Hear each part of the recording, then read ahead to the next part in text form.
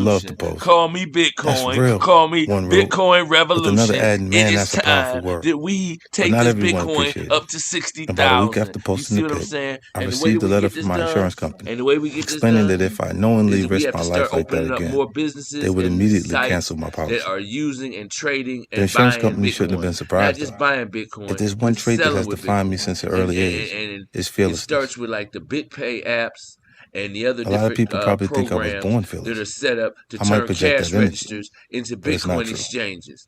And I that's was what scared it's of the all dark about, as a child, is making sure that our just like I Bitcoin was definitely exchanges terrified of being killed are when I was on the big street, enough and strong or enough petrified to of failing handle when I the started rapping. entire economy of the I've world experienced as it anxiety and transfers angst every of all dollar kinds. from every currency The into difference is I Bitcoin, refuse to because allow that is the myself to grow ultimate comfortable answer of in where all we those are going. fears. Are you with me, Comfort, I people? learned, If is a you're not dream with killer. me, I really don't give It a saps shit, our because I'm ambition, with Bitcoin. blinds our vision, Bitcoin. promotes Bitcoin complacency. One. Bitcoin The number one Billionaire thing most One. people are comfortable with is Bitcoin fear. Bank. Not that most of American them would admit Bitcoin it. Bank. U.S. Ask someone if Bitcoin they're Bank. living in a constant state T-Roy of the fear, Great. and they'll Troy probably Christopher say, of Reeves for course not. president. That's just 2020. pride I talking, though. really won. Let's Fear go. dominates Let's most go. people's lives. Black Biden. Fear of Black loss, Trump. fear of Let's failure, go. fear of the unknown, Touchdown. fear of loneliness. KC in the Super Bowl I don't think for the there's Super anything Bowl shameful touchdown about for the experiencing win. fear. If you don't A believe me, little bit of wait till paranoia Sunday. is But if actually you want to extremely win your helpful. money, put your money There down are a now. lot of real dangers Casey's out there. winning. That's what's A lot of going people down. with bad You hollered intentions. at your boy. Being We aware of those live on possibilities YouTube. makes it I easier don't to give a avoid crap them. what you say, who you What you say it cannot to, do is who you become go and get. complacent with any of I'm those in my living fears. room, minding my If you goddamn fear business. loss, Let's you go. can't spend your Holla life back. avoiding intimacy and love, What's up, 50 something Cent? I've Talk struggled to with. him. If you fear failure, you can't stop taking risks. If you fear the unknown, you can't stop trying new experiences. It is not death a man should fear, said the Roman emperor and philosopher Marcus Aurelius, but he should fear never beginning to live. I can trace the roots of my own sense of fearlessness back to one specific event, the death of my mother. That's a special kind of fear, one that is hard to describe. More than getting shot 9 times, losing my mother was the most significant thing that ever Man, happened to me. fuck your mother, Even motherfucker. in She middle should have been age, out there I selling could crack, still feel her motherfucker. She loss. should have got a job, But through motherfucker. her She should death, have been out. She should my have got mother a managed to job, give nigga. me a rare gift, the I seed hear of you. fearlessness. It would take a lot of time for that trait to fully blossom in me. I would unfortunately have to experience a lot more difficult and dangerous moments until it became second nature. In this chapter, I'm going to share some of the experiences and situations that helped encourage that sense of gutsiness in me, that allowed me to accept that what lives on the other side of fear isn't danger or even death, but freedom. I want to show you that fearlessness is a strength that you can develop too, a muscle you can build, hopefully without having to experience the trauma that made mine so jagged.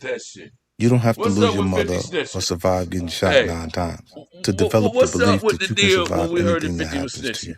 Am I But the only live? thing I would that you just like to can't know that I'm overcome live because is I'm never really talking taking a lot of risks in the shit. first place. I'm not even live. Oh, I am live. Maybe I'm live. Don't Who be gives a afraid to fuck? get hit. Hey, 50, I heard you was Team snitching. What's up with sports that weren't my shit, thing huh? as a kid. I don't give a Didn't matter fuck, man. what I'm we were playing, 49. You football, 44, basketball, or whatever. baseball.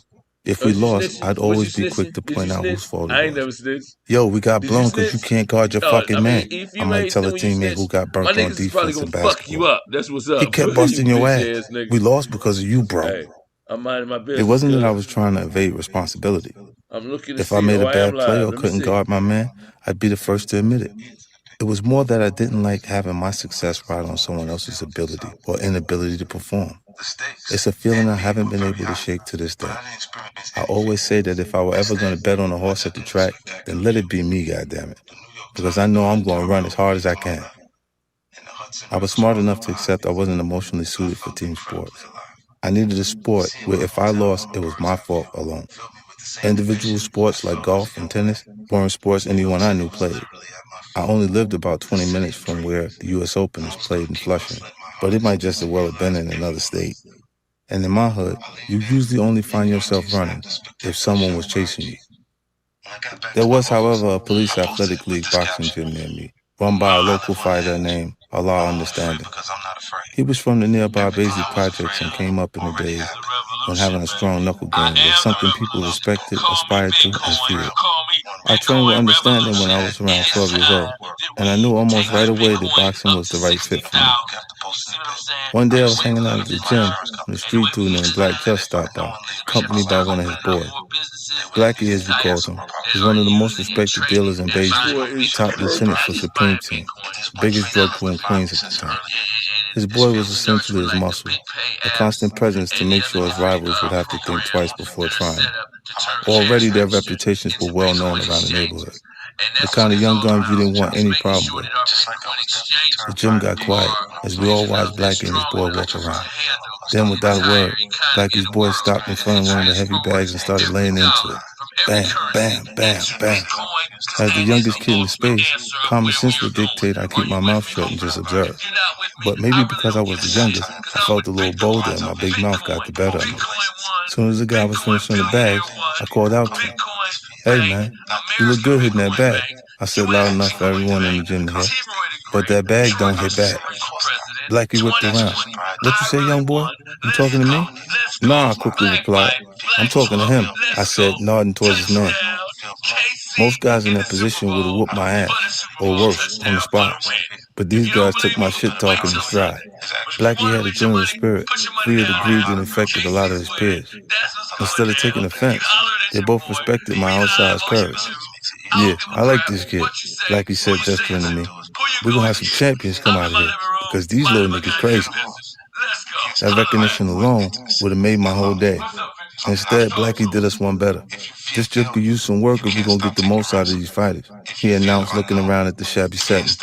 "What kind of stuff y'all need? Write it all down." 2 weeks later, the gym was completely refurnished. Blackie had gotten us boxing shoes, trunks, new ropes, punching bags, and a new set of weights to replace the old rusty set that probably hadn't been updated since the 60s. From then on, Blackie took care of us. Whatever we needed, he got us. Although it was technically the Parks and Recreation Department's building. After that, it was Blackie's gym. I hadn't opened my big mouth just to get it fed, but that's what ended up happening. It was an important lesson for me to learn. You need to bend fear into moments of action in every opportunity, because the fearless not only recognize, but also often reward one of their own. I entered and understand this gym as a chunky 12-year-old, the 150 pounds I was carrying, making me seem older than I was. You ever heard the expression punching above your weight? Well, in that gym, I had to punch above my weight and age from the first day. There were no other kids my age in the program. So a lot of understanding had me fight whoever was in my weight class, which usually meant opponents 4 to 5 years older than me. That might not seem like a big deal, but there's a massive difference between a 12-year-old and a 17-year-old.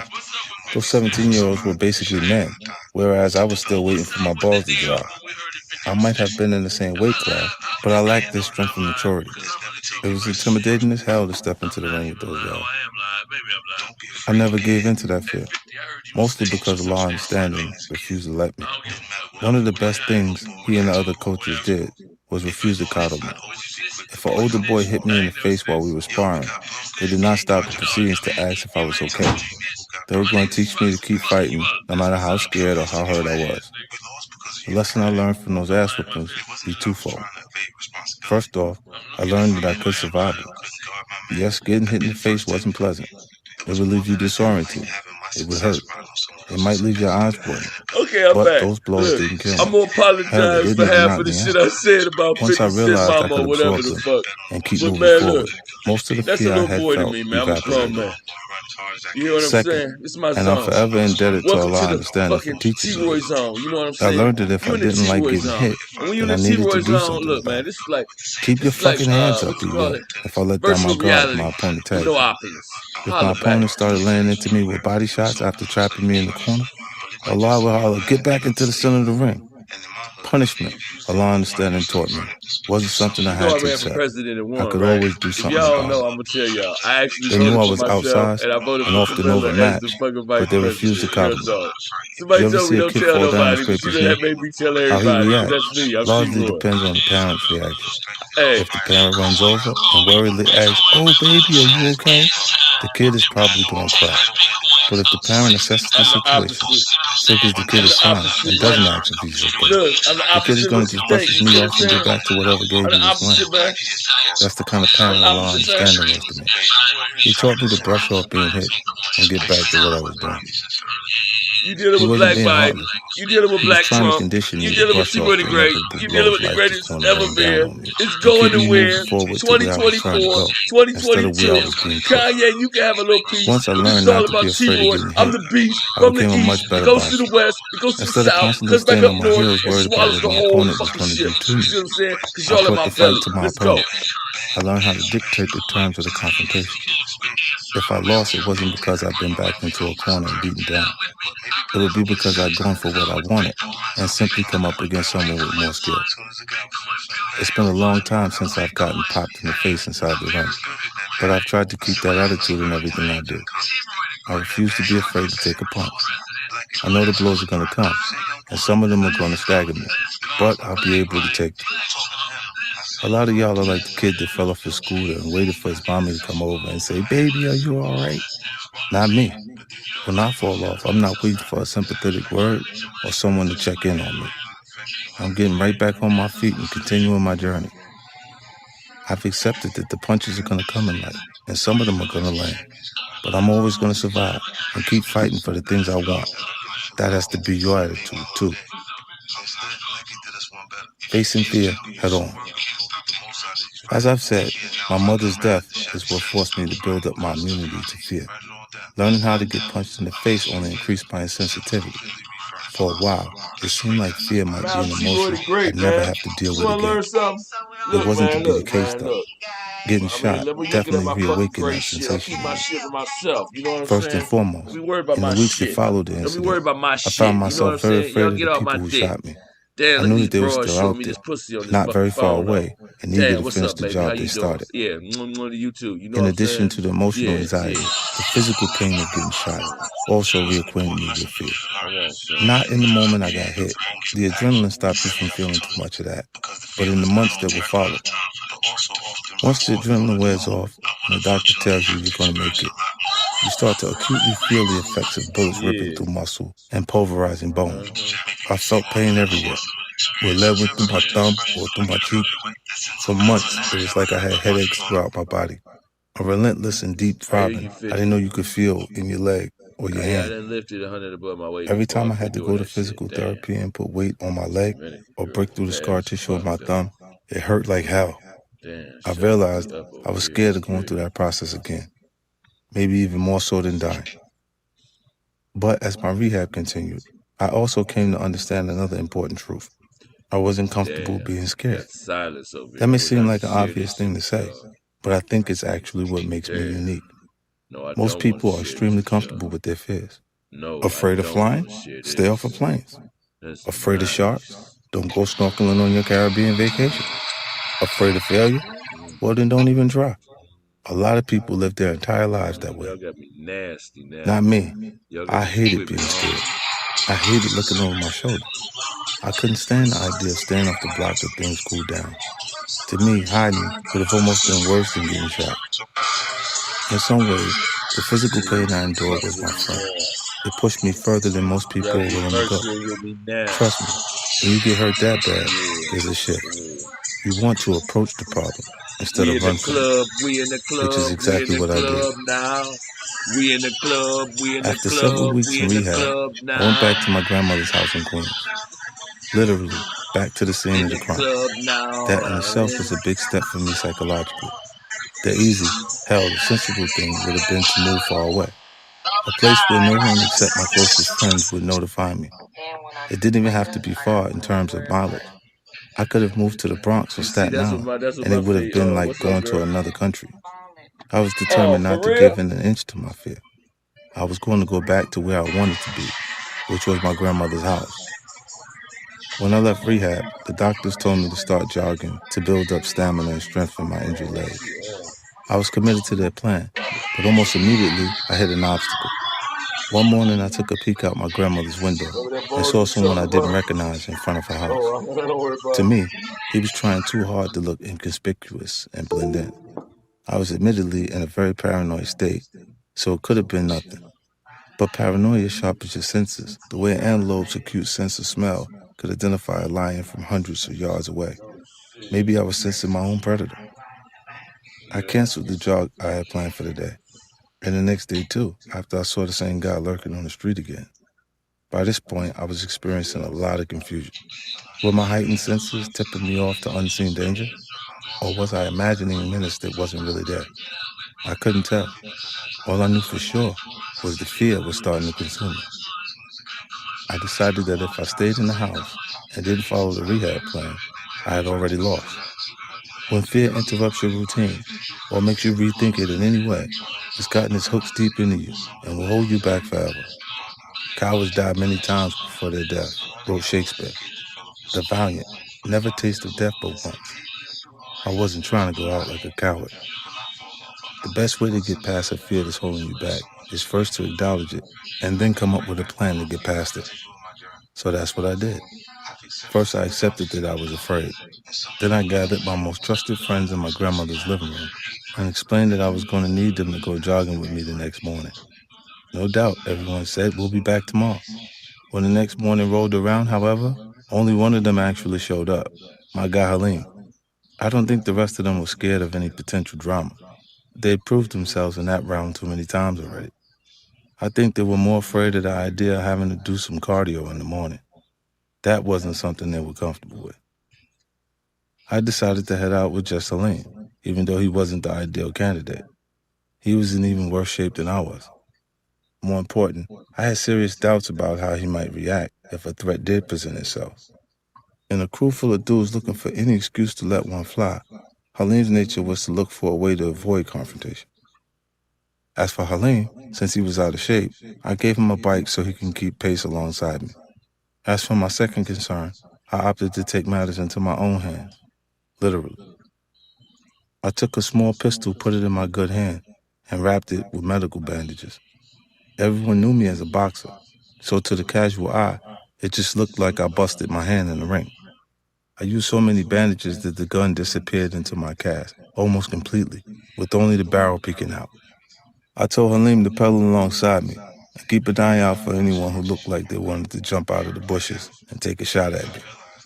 All he had to do was sound the alarm, and I'd take it from there. Halim and I performed this routine every morning. I was committed to getting my strength and stamina back, and wasn't going to let a threat, perceived or actual, get between me and my goals. Was I actually scared on any of those runs? At first I was, but I took comfort in knowing that each time I set out, I'd done all I could do to take the necessary precautions. I had both a lookout and protection, which was at least more than what I had when I'd been shot. It was an extension of what a law understanding had taught me.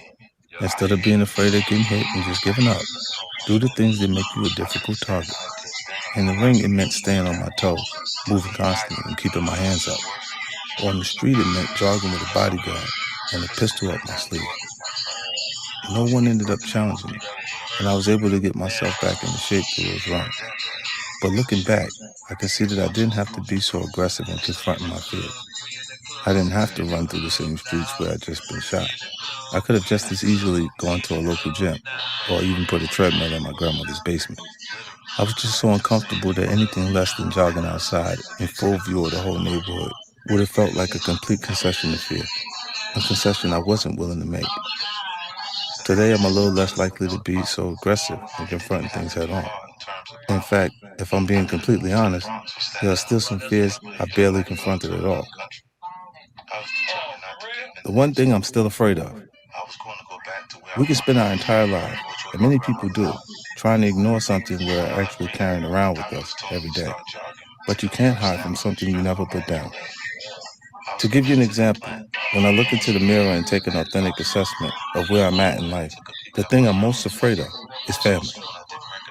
It's a fear I haven't wanted to admit, because I know for the vast majority of people, family brings incredible comfort, security, a sense of well-being and connection. I've never had that feeling. Family makes me uncomfortable as hell. It doesn't make me feel safe. It makes me feel extremely vulnerable. That's probably not a surprise given my background. The number one fear every child experiences, no matter where they live or what their circumstance, is losing a parent. It's built into our DNA.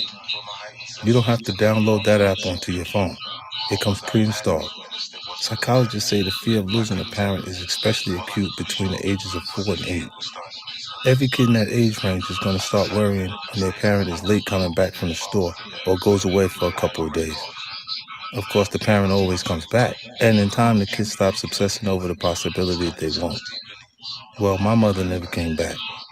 So when every other child's worst fear actually came true for me, it made it very, very hard for me to open up myself to that type of love I had from my mother with anyone else. As you probably gathered, things didn't get much easier as I went to my grandparents' house.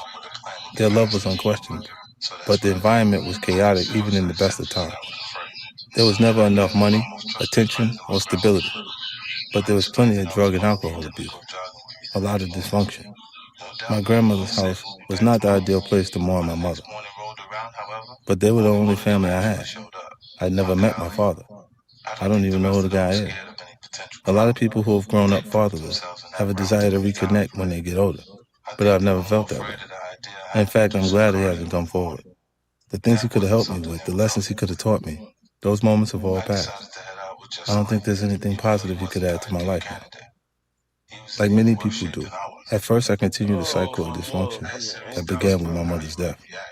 When my son Marquise was born, right around the time Let me my tell rap you career something. was blowing up, You I thought I listen to my turned a corner. videos, I you're gonna remember get your telling head the interviewer, screwed. when my son came into You my get your life, head my screwed. priorities changed. So you gotta be a Because I wanted to strong have a brain to relationship deal with with him that I didn't T-Roy. have You with my see what I'm father. saying? You understand what I'm saying? That You was gotta my have a pure strong intention, brain. but it's not Because what I got happened. 3 or 4 things playing at the Instead, same time. Marquise's mother, And you gotta be able Shaniqua, to and I focus got on them caught up all in an and be able to extremely drop dead dysfunctional as relationship soon about as I rap. drop dime. I'll talk Now about some listen of what my I'm saying. frustrations with Shaniqua I and never Marquise drop later in the dime book. until I'm ready and it's But for my now, time. I'll admit a It's lot of the my money and it's criticism all I've mine. received for Oh how I've yeah, dealt I'm with that so situation has fine. I'm been like justified. wine with time. I just aged. I'm someone Yeah, who's it's all incredibly mine. honest and transparent. This damn And thing the is so things I've loud. said publicly about my oldest son Thank you. are the same sort of things a lot of parents who are stuck in bad relationships also think and feel. We had to shut off They one of just don't T-Roys. I articulate it. can't take but one of me That at a doesn't make it time. right, It but it gotta be might make hard it for a little you. bit more I relatable. apologize, but we at the end If of I've the done one journey. thing right We're the when it beginning comes of to the family, race. it's The that I've tried marathon to break the continues. cycle of dysfunction One. with my younger son, It Syed. ain't over, His man. mother I'm and I just aren't making together, moves. but I've tried to be much more present in his life. He lives with his mom, so I go see him whenever I get the chance. We hang out at the pool, play video games, and watch sports. The normal things fathers and sons do. Most important, there's no tension when I see him. His mother and I are on the same page and do a great job co-parenting. So when Saya sees me walk up for a hug, it's nothing but love.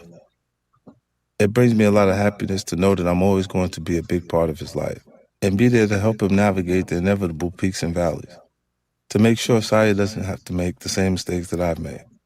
That's what I wanted for Marquise, but neither his mother nor I was emotionally mature enough to create that foundation for him. The truth is, I was scared of having a family. Maybe she was too. Our son suffered for it.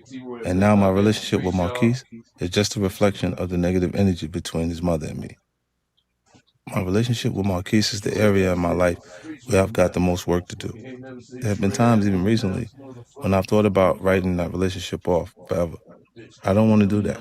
But sometimes when you've been hurt a lot and you've done your share of the hurting too, it feels best to walk away.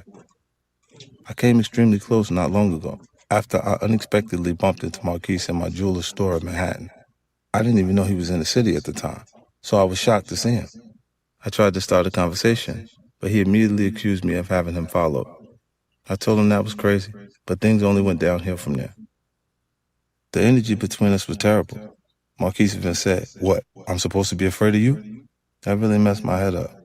This was my firstborn son, my own flesh and blood, and we couldn't even speak to each other, let alone hug and laugh at an unexpected encounter.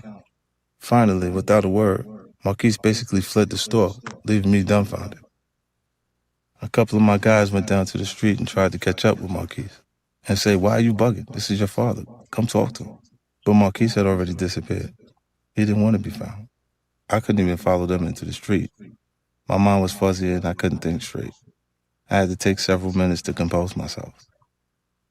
There are very few times when I'm completely off kilter, but when they happen, they always involve family. Let me bump into a rapper who dissed me, or a CEO I've had intense negotiations with, and I'm good. In fact, I'm great. Those moments don't faze me. They're what I live for. Only family seems to faze me. It's not just my relationship with Marquise either. I don't even like going home on holidays anymore because seeing my family makes me so tense. I stopped by my grandmother's old house the day before Christmas to kick it with my grandfather, but I won't come back on the actual holiday. Even if I only bring positive energy into the house, someone is inevitably going to bring their negativity towards me. An aunt or a cousin will end up saying, "I'm tired of everybody kissing his ass because he's 50 Cent. Shit, he ain't that special." Instead of a celebration, the entire night will be about what I did for one person but didn't do for everyone else. That sort of energy makes me extremely uncomfortable. I know my fear of family isn't healthy, and I'm working on it. It may take years, but I'm committed to the process. So by the time I'm my grandfather's age, I hope I have a solid relationship with my children and maybe their children too. Raise your hand. I know I have a reputation of being a hothead, but in reality, no matter what private jet I'm flying on or corporate boardroom I'm seated in, I'm always relaxed. The person operating under the least amount of fear. I'm confident nothing that gets said, threatened, or promised in any of those conversations are going to hurt me.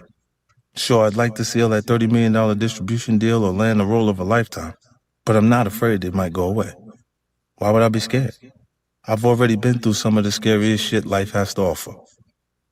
So how do you harness the same kind of confidence I have? To keep cool when most people would be sweating through their shirts. It's not rocket science. The only way to access that kind of confidence is by putting in the work. That's it. Have you truly dedicated yourself to learning everything you can about your field? Do you give 100% every time you walk into the office, sit down in the classroom, or step onto the stage for an audition? If the answer is yes, what do you really have to be afraid of? You've already done everything you can do. Now you just need to make sure the world recognizes it. That is a challenge, especially if you're not someone who's been raised from an early age to think that you belong in those meetings. If you're not a white guy or didn't get into the right prep school, you might have to go a little harder to get the credit you deserve. It shouldn't be that way, but it is what it is for now. You're going to have to project the confidence that you belong, that you've got the answers, even if the people you're talking to aren't giving you the credit. All your hard work isn't going to be worth shit if you're not ready. No, determined to share it with the world. I'll give you an example. A guy in the music industry who I've known for years hasn't been able to translate his hard work and talent into the success he deserves. I won't say his name because he's a great dude and I don't want to hurt his confidence. See, I am mature. He started as a street guy, but thanks to his charisma, intelligence, and work ethic, he was able to make real inroads in the music business. He became close to several moguls, myself included, who really trusted his judgment and taste. He made good money and was respected in the industry, but he was never quite able to reach mogul level himself. And I knew that frustrated him. He'd ask me for advice, but I couldn't honestly put my finger on what was holding him back. Then one day we went to a meeting with some big executives at a record label. Smooth guys with suits, good haircuts, and nice leather shoes. Guys who were extremely self-assured. They were confident, but they also didn't really understand the project we were there to discuss. My guy did though, up and down, back and forth. We spent hours talking about it, and he understood it both factually and instinctively. That's why I brought him with me, because he could articulate what needed to be done better than I could. I expected him to blow them away, but when those executives started asking questions and spitballing ideas, he just sat on his hands. Didn't make a peep. You would have thought he was just a buddy.